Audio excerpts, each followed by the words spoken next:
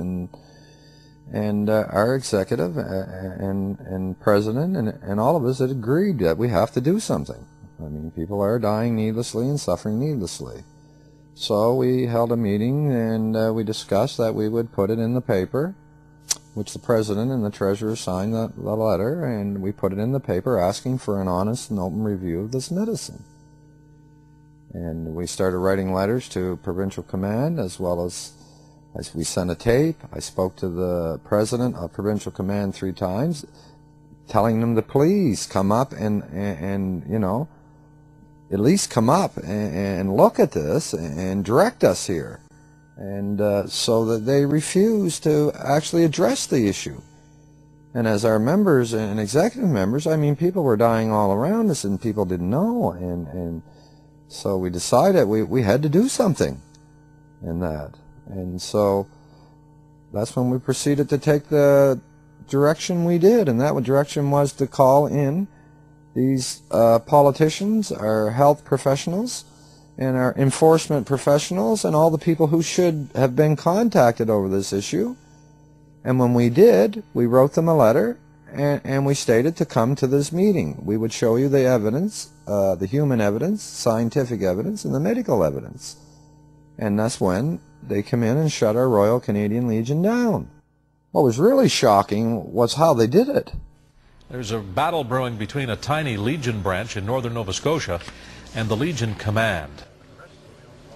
The doors are locked here at the Royal Canadian Legion in McCann. Even past President Rick Dwyer can't get into the building.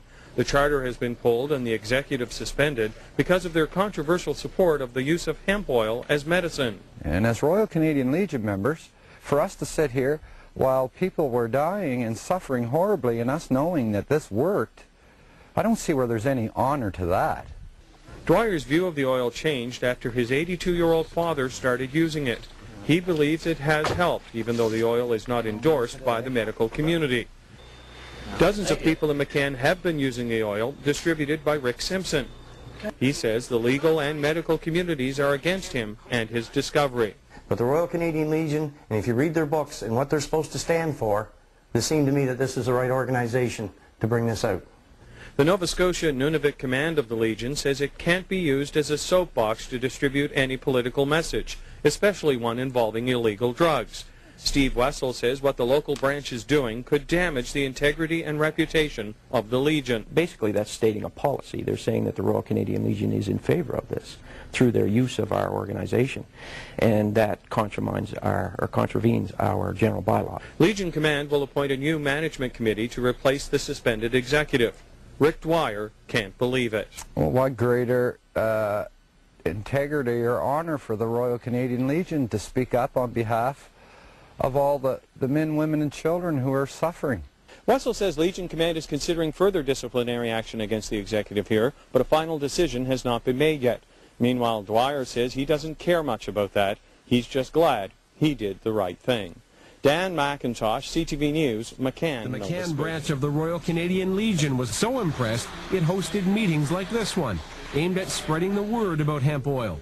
But when they planned a big public meeting, higher-ups at the Legion shut them down. The provincial command came here the day of the meeting, and they come in, they lock the doors, and then I come into the yard, and I had 2 RCMP officers here that told me I was not allowed on the property. They are using the Royal Canadian Legion, its name, its insignias, and the buildings as a platform to promote the use of hemp oil as a medicinal drug. I don't care if this medicine comes from a tomato plant, a potato plant, or a hemp plant. If the medicine's safe and helps and works, why not use it?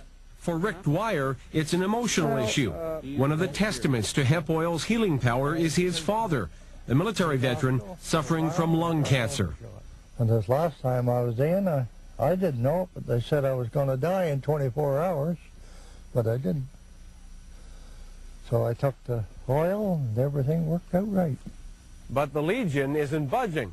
They've suspended the entire executive of this branch, along with any activities planned for the building, until they install a new management team. There is no provincial or federal regulation which states that this marijuana can be grown and produced into hemp oil for medicinal purposes. and therefore it's illegal as far as the province is concerned. And the Royal Canadian Legion does not back illegal operations. Simpson has had trouble with the law. The RCMP confiscated 1,600 marijuana plants from his backyard last year. Plants he claims were grown for medicinal purposes. A court case is unresolved, and so are questions within the Legion about whether hemp oil is medicine or menace. That goes against the general bylaws of the Royal Canadian Legion. What I did, I'm proud of what I did. I'm proud of it. And for now, since the Legion is the town's only meeting place, getting the word out about hemp oil will prove to be more difficult. In McCann, Nova Scotia, this is Global National's Ross Lord reporting. Because they had us under martial law, we couldn't make a decision except for the 4 management committee members who I feel betrayed all the other members. They came in, they took our freedom of speech away. We weren't allowed to talk about why they shut us down. So why were they there? I mean, when you shut a Royal Canadian Legion down, you owe the members and the executive and at least an explanation of why you shut them down.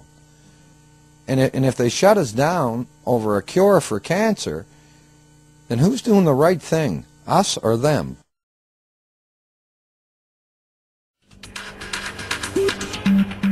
Canada is in a cancer epidemic. I had to blame somebody. Their silence is killing us. Part of the natural process of life. Chemical is innocent until it's proven guilty. Not that simple. When I first got diagnosed, it was the why me. You know, it's not in my family. I've tried to be healthy. I eat my veggies. I exercise a lot, and I try to live pretty clean lifestyle. Shopping for healthy foods, eh? Yeah. We know all those things. Those things are great, but there must be other things going on. It's not about me. It's why is it now 1 in 2 who have this stupid disease, and what are we doing about it?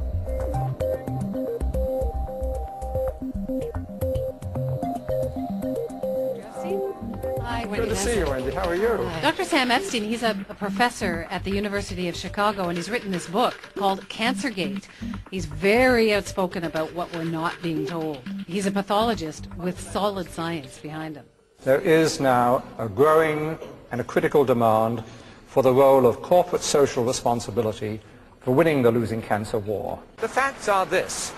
These are clear data showing that where Canada is in a cancer epidemic. Nearly 1 in 2 men and more than 1 in 3 women are getting cancer in their lifetime. This is what Canadians are told about prevention, the 7 steps to health. The Canadian Cancer Society have ignored or trivialized these concerns and told the public if you get cancer, it's your own fault. You smoke too much, which is absolutely right. I'm not smoking. Or you drink too much, or you're obese, or you don't exercise enough. It's a lack of healthy lifestyle. It's your fault when you get cancer. And it's not because we have taken no action to reduce avoidable exposures to carcinogens. Whose fault is it? It is the fault of the Canadian cancer establishment, who have not informed the public. The consumer has to realize 2 things: that their basic rights as Canadian citizens is being denied and challenged by the government, by the cancer societies. But they're there to save lives, the Canadian Cancer Society.